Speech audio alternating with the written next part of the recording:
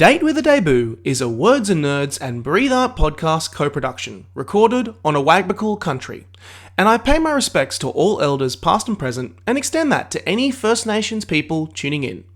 Always was, always will be, Aboriginal land. On with the show. Basically, the novel was an exercise in me exploring my own anxieties and the questions I'd kind of ask myself, present them in a way that was palatable. So I challenged myself to write a joyful and uplifting book about death.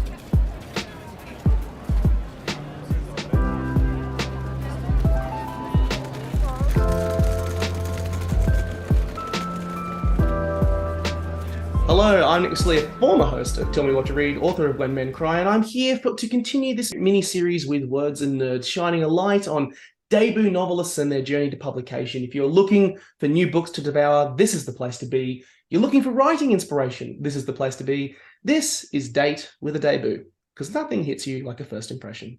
And joining me for this episode is someone coming all the way from the other side of the world, from America, Mikki Brammer, Aussie author based in New York. She writes normally in her normal day-to-day about architecture, design, art, more. And her first book, The Collected Regrets of Clover, is out May 2nd, published by Penguin Random House Australia. Mikki, welcome. Thank you for having me. I'm really excited to be on here with you. It's an absolute pleasure to have you, and I love this book that you have put together. And I also love the fact that it comes with this title, this kind of little byline at the beginning. Maybe the biggest risk in life is taking no risks at all, which I absolutely love.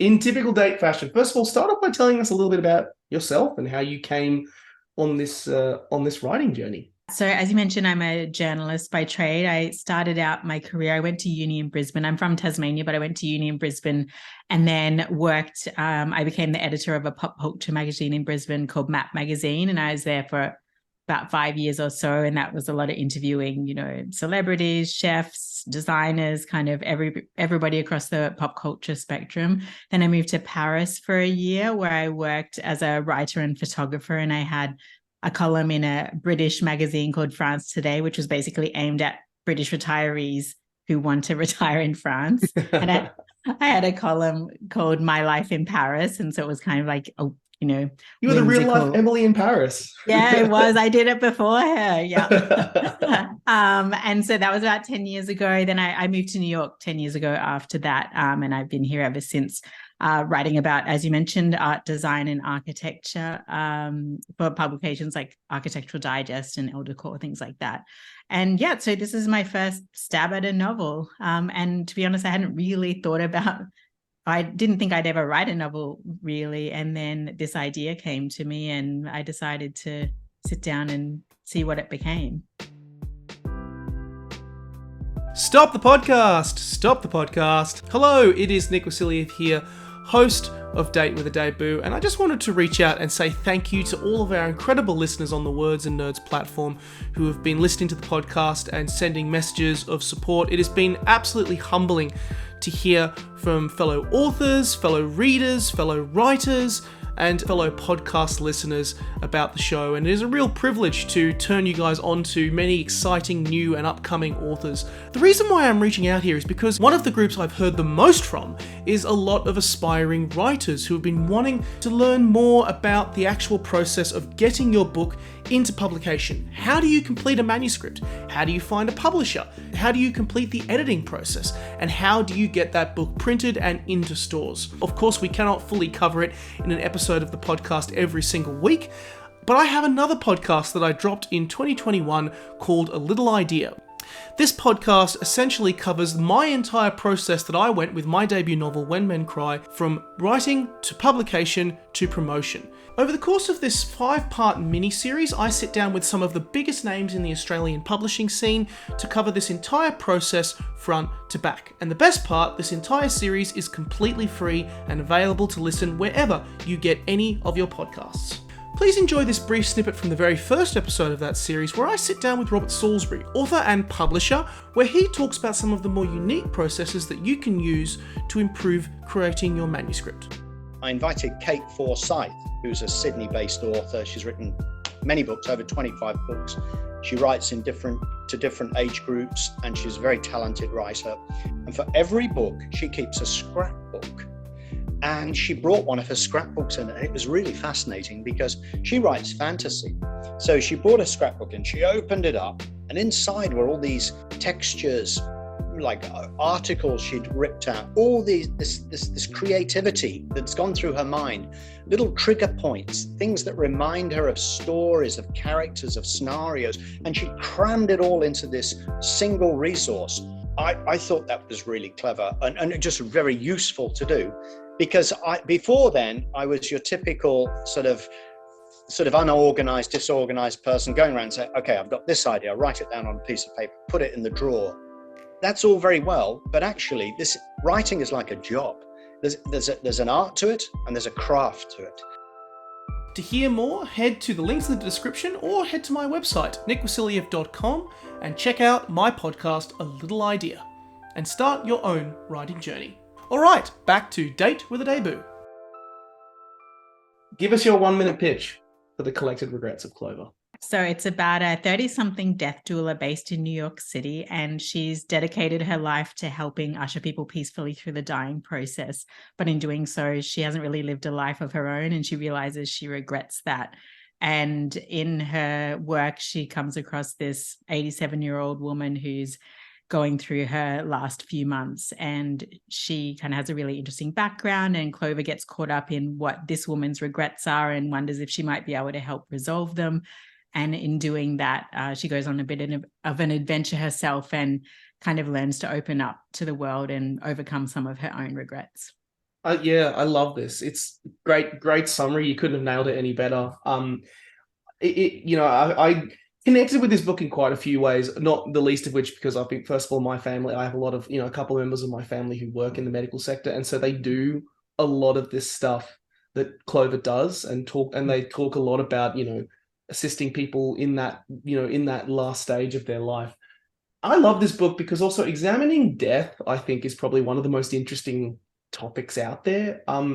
But this book isn't depressing at all. It feels more like a celebration. And there's moments of jet black humor as well in it that I love. That's the sort of stuff that I lap up. And it sometimes there was even moments where I was like going, characters that were so morbidly obsessed, it kind of even reminded me of, I was thinking of like the narrator in Fight Club and how they go to cancer chat groups, even though they're not suffering from cancer. Yeah. Just like that morbid fascination or interest. But I got the sense as well with these themes and topics, they came from a very interesting place.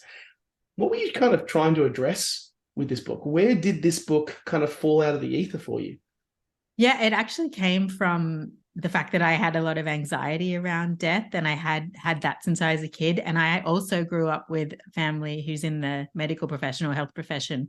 And so to them, death was a very normal thing that they saw regularly. But for me, kind of the creative kid, it was not normal. And so and it's not something that's really talked about in Western society. It's a little bit taboo. And I think that made it even scarier. But I'm also someone who, when I'm scared of something, I make myself do it until I'm not scared of it anymore. So I figured, all right, I'm going to get curious and immerse myself in the topic of death, which in New York City is very easy to do. You can go down a rabbit hole of, going to death related talks. I went to lectures by hospice nurses. I went to, talks on stoicism because they analyze death a lot. I went to message circles, which are kind of like seances. And I went to, which are in the book, the death cafes, yes. Which a lot of people don't think are real. But from all of that, that's when I came across the concept of the death doula. And I was just fascinated that someone would do that, just, dedicate their life to being with people when they die and not looking away from their pain. And I just thought, wow, what a noble thing to do. And that's where the character of Clover came about. And so basically the novel was an exercise in me exploring my own anxieties. And I then wanted to find a way to make all these interesting things I'd learned and the questions I'd kind of ask myself, present them in a way that was palatable to other people who perhaps might have anxieties around death and wouldn't normally read a book about death. So I challenged myself to write a joyful and uplifting book about death, which hopefully that's what it is. Yeah, absolutely. You definitely achieved that. But also I think you touch on something else that I think a lot of, keeping with that, experience in the medical sector, there's also like people often speak about the privilege of viewing someone die. Like that there's Yes. actually something similar to the privilege of seeing someone be born. There's something in a very similar way to, watching someone, quietly slip away. And I just thought that there was, you touched on it being like such a noble thing. It's so fascinating to dissect. And I love that you have this character in Clover who is the lens that we view this all in. She's such a fun character to dissect on the page. She's funny, she is heartfelt, she can be awkward, she can even sometimes feel a little distant with her kind of obsession with this particular with death. And I also think she contrasts very nicely with Claudia, with the other character you mentioned, this former journalist who, she's dying herself. Where did these characters kind of emerge? And where did they become the real space where you're like, okay, this is the lens by which I can examine these themes and topics? Well, with Clover especially, I wanted the same way as she kind of guides someone through their death as peacefully as she can, being a comfort so that they're not alone. I wanted her to kind of do that same thing for the reader and to like speak about death so confidently and, so intimately that she's kind of saying to them, I'm with you in this, it's going to be okay, because there's a lot of people dying in the book. And so there is. And I really wanted to make sure that wasn't depressing. And there's even some humor in some of the dying moments. And I think that was really important. And then I really wanted to show that, a lot of people in big cities, that loneliness is a huge problem in big cities, which is really interesting because there's so many people, but we can't connect to each other. And I think for a lot of people who feel lonely and maybe feel unloved, don't actually realize that they are loved by people in their peripheral in different ways. So I kind of wanted to have all these different contrasting characters whose personalities were very different from Clover's, that kind of pull her out of her shell and care for her, but they do it in their very different ways. That's where the characters came from. The elderly characters, I have spent a lot of time volunteering with the elderly. I have a lot of great aunts and uncles who helped raise me, so I really have a soft spot for those people. And so I really wanted this to be a bit of a love letter to those people, and also showing them as humans, not just the old people in our lives, but people who have lived full lives and earned the wisdom that they pass on to us. And so the four elderly characters are really amalgamations of a lot of my aunts and uncles and grandparents and elderly people that I've volunteered with here in New York and in Australia and other places around the world.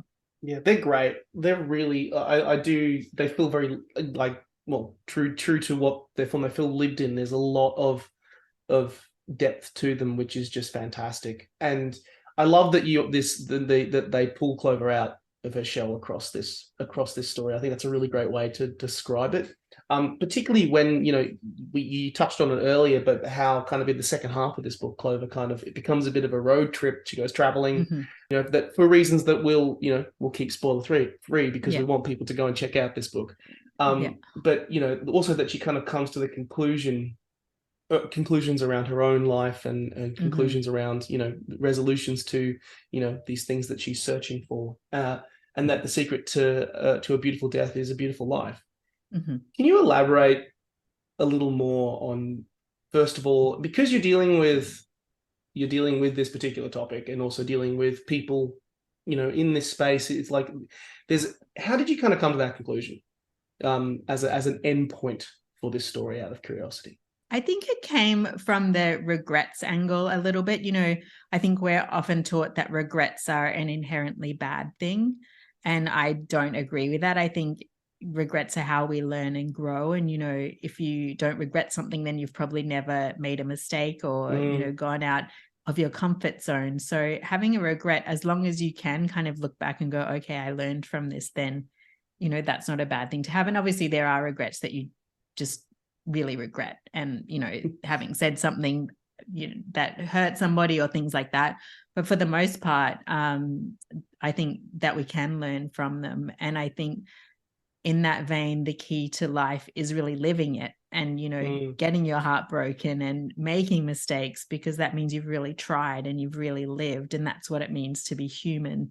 And, you can't evolve as a person if you're not, if you're not falling over and having to pick yourself back up. That's just the human experience. And so I think with Clover, she's protected her so much because she's been hurt. She doesn't want to be hurt anymore. So she's basically just closed herself off to the world, and becomes obsessed with people, giving people a beautiful death. But then she realizes she's not going to have that because she hasn't lived a life. And that's really the key. And I'm not sure if there was one particular moment where I came to that conclusion, but just as I was writing, and then that particular scene where a character says that about living a beautiful life, it kind of just felt natural, especially the way that character lives their life. Absolutely. It reminded me of a particular book by Rachel and Ross Menzies, and they study this space and where death fits in Western society, and they covered it in a fantastic book called Mortals, that came out a few years ago, and they described on their last page as kind of, first of all, everyone having their time in the sun, and so therefore the point of life is to just live it. And I think it circles really nicely back to this byline that we mentioned at the start. Maybe the biggest risk in life is taking no risks at all, which is, I think, such a nice sentiment to kind of finish on. I also just want to quickly add that I just also love your description of grief as like dust, a dust storm. So you're completely, when you're in the midst of it, you're completely disorientated by the onslaught of it, and then as it recedes, you slowly find your bearing, you find a way forward, but then you also find dust in all the crevices of yourself, and it might never disappear completely, and then you find it in unexpected places, in unexpected moments. I thought it was just such a great way to describe grief and that emotion, and that it's not necessarily a bad thing. Oh, thank you. And that was a really important thing for me to get across, because having watched quite a few people close to me grieve, and knowing that society kind of puts this timeline on grief and positions it as something that you inevitably get over. And I think if you love someone, then you're likely never going to stop grieving them in some way. It might not be as kind of debilitating as it is at the beginning, but I think we really need to shift the perspective that you're supposed to get over your grief, and really it's just you learn to live with it in different ways. Yeah, absolutely. I kind of wanted to include this at the end, but I want to kind of ask it now, following your own progression and your own journey. Where does death sit for you now? Is it something that you still look at with some trepidation or anxiety like previously, or are you more settled in it? Did the book teach you that? It did. It actually, I can honestly say I'm mostly at peace with it now, and that was my purpose for writing the book. So in that way, it's been a success for me before it's even come out. And because what it did was really make me examine where the fear came from, why I felt that way, and then kind of address that. So it was a really healthy exercise for me to do. And I hope that it kind of helps other people do the same. I really wanted to weave in these questions that I asked myself into the narrative without being too on the nose and hammering them over the head with the themes, so that maybe people would consider it themselves, and maybe having the characters ask themselves those questions, it's less preachy.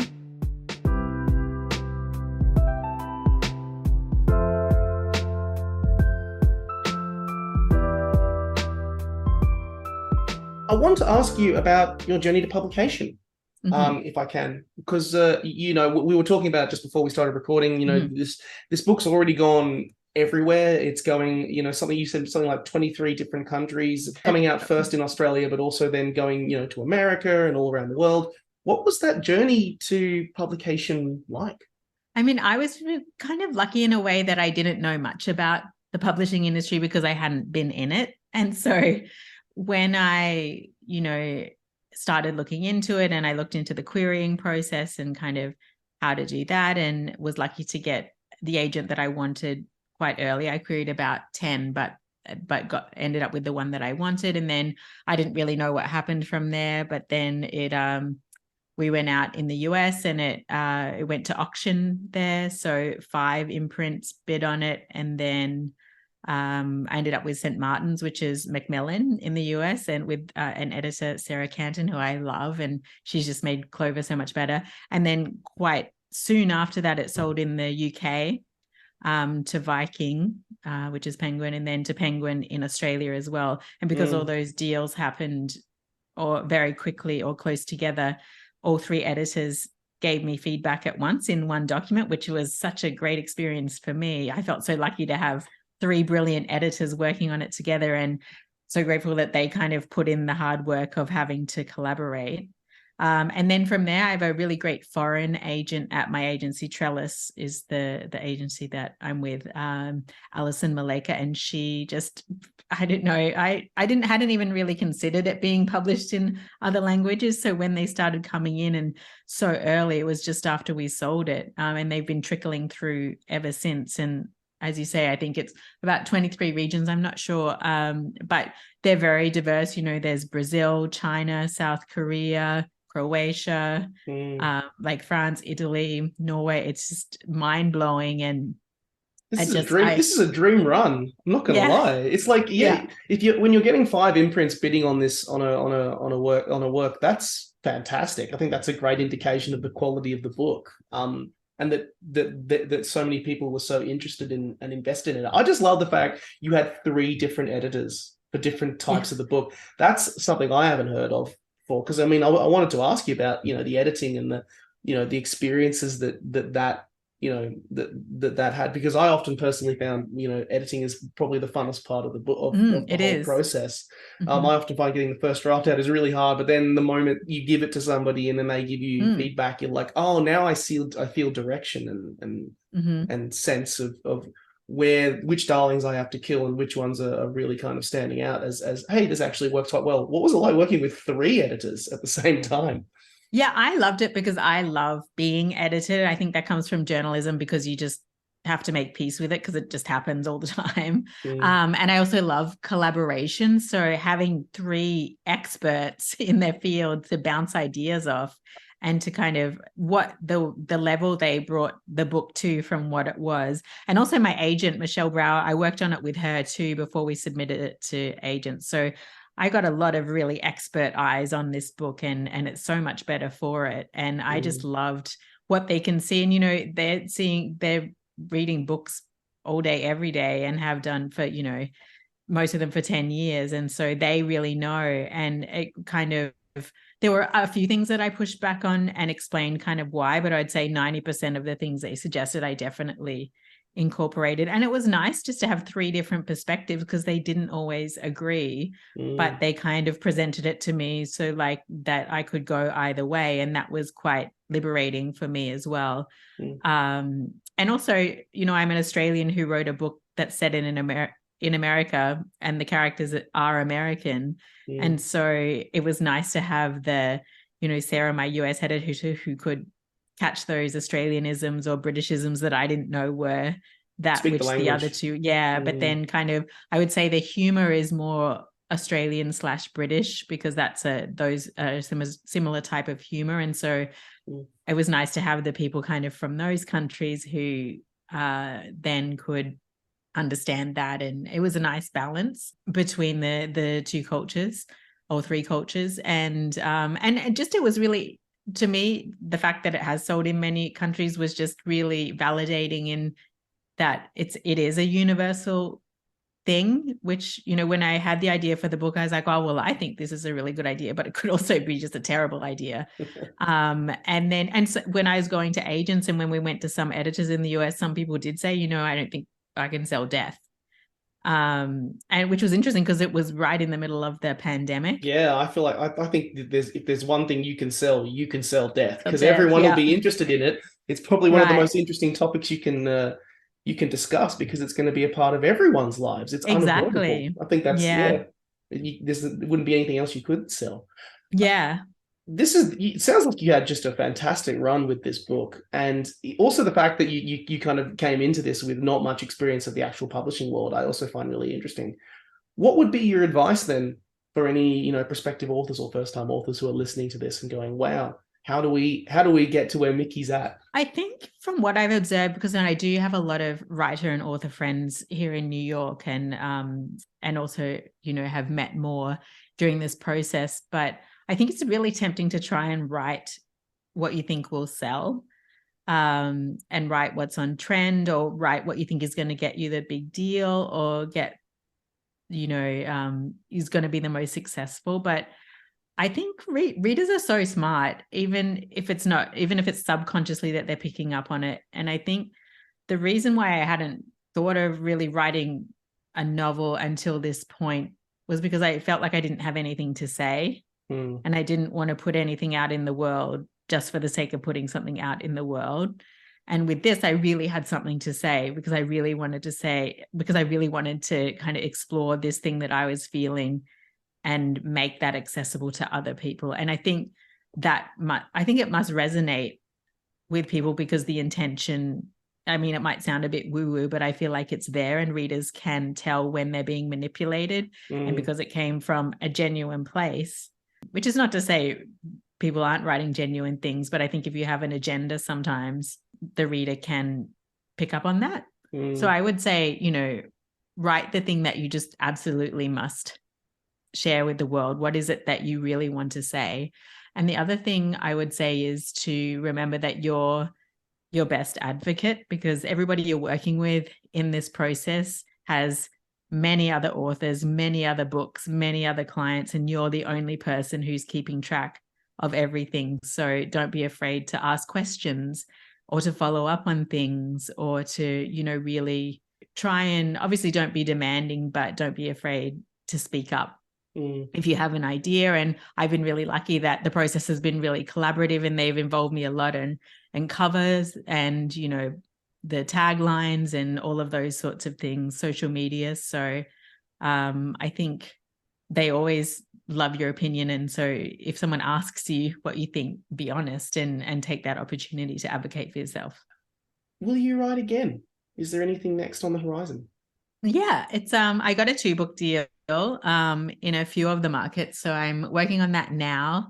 And I also have an idea for a 3rd. So I think so. Yeah, I'm enjoying the process. I enjoy writing. So, and now with the 2nd book now, I have access to all these amazing brains to help me while I'm writing it, which is quite a luxury compared to before, when you try to get it the best you can before you even query. So I'm looking forward to taking advantage of that.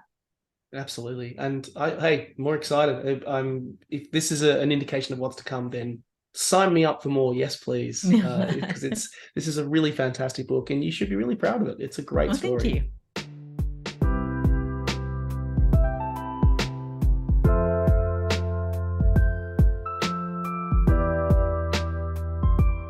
We'll finish off with some fun rapid fire questions for this part of the date. No pressure at all.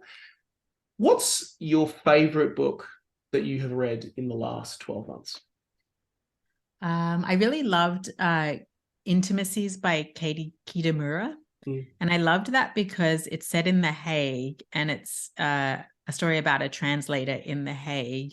And that's just a world that I've never read about before. It's a fascinating world, and it really illustrates she talks about the liminal space between languages, when you're speaking to someone in a language that's not your own, are you really speaking to them? And that's kind of a theme in many different ways in the book. But just the writing itself is really atmospheric, and I just admire that so much. And it was just such an experience and a pleasure to read. It's not heavy on plot, but it was just fascinating to be placed in that milieu that I've never seen it in a book before. And so I really enjoyed that. Great book. Love it. You mentioned in your day-to-day, you do, you're a journalist, you write for a bunch of architecture and design places. What's your favorite room to critique or examine within when looking at that? Do you have a particular room in a house or whatever when you're doing that sort of stuff that you go to and you're like, I love what happens, how people put together bedrooms or bathrooms or kitchens? Is there a room that you go to? Oh, that's a good question. I wouldn't say there's a particular room, but I always love thinking about how people's houses reflect them. And I do it whenever I visit anybody's house, because I've been in so many, and just because I get to interview the homeowners as well. And so it is really interesting to see how it's a reflection of their taste and of them. So I think it's really, like, I don't like to impose my taste, which is very minimalist, on other people's and kind of critique that way. But it is interesting how their spaces reflect their personality. And actually, that's something I tried to do in the book. You'll see with the characters, their living spaces say a lot about who they are. Do you have a favorite word? I do. I love awkward, because it's awkward, because those two W's besides the K's. Like, I really am I think because I speak a few languages and I've been a copy editor, and as being a writer, I just love the rhythm of words. I love the way they look, and I've always loved awkward because it embodies itself, basically. Wonderful. That's a great word. I love it. On the topic of death, if there is a Grim Reaper at the end and you suddenly see them at the end of your life, would you be terrified, or would you think he's kind of a chill dude? Oh, no, I'm fascinated to know what there is. So I'd be like, oh, okay, this is not what I expected, but I'd love to chat to you. I wrote a book about death, so I've got lots of questions. I think I would be very interested. I'm someone who, I would say I believe in ghosts. I've never seen one, but if I ever saw one, I would be very curious to speak to them and understand why they're lingering on the plane or whatever it is that ghosts do. Love it. What's your favorite debut book that you've ever read? Oh, that would be hard to think of on the spot. Recently, I really loved a book called You Exist Too Much by Zaina Arafat. That came out a couple of years ago. Marmot by Jessica George is a great one that came out this year. That it's really fun, but also deals with kind of grief in an interesting but joyful way. I think those are the two main ones that come to mind. Yeah. I love it. Great ones. And then finally, last question. Where is your favorite place to read? In bed, on the couch, or out the back in the shade on a sunny afternoon? So of those three? Of those three. I mean, you could have another one. Well, I'm easy. I will read anywhere. I would actually say the location is less important than the cup of tea that's sitting next to me while I'm reading. But I like a nice breeze. Actually, my mum's house in Tassie has a nice deck with the gum trees outside and the cockatoos sitting on the ledge or railing. And that's really nice to sit out there and just read with my feet up. I love it. That's great. And I'm tempted to ask, what's your go-to tea for reading? Earl Grey. Oh, yes. Always. Good. Yeah. Good choice. Good choice. Yeah. I could honestly chat to you all day, but I'm aware that, you've got a book to put out in the world and it's super exciting. So I'll simply finish off by saying, thank you so much, Mikki. It's been an absolute pleasure chatting to you about this book. Thank you. Thanks for taking the time. It's really been great chatting with you as well. And I really appreciate your interest in my book. Absolutely. It's great fun, and I'll be shouting it from the heavens with this podcast and all of and I really hope it goes out and finds the audience that will take so much from it. Thank you. I hope so too. For all of our listeners, The Collected Regrets of Clover is published by Penguin Random House here in Australia. If you liked our show, drop Words and Nerds a review. Let us know what you think and who you'd like to hear from next. Thanks for your time.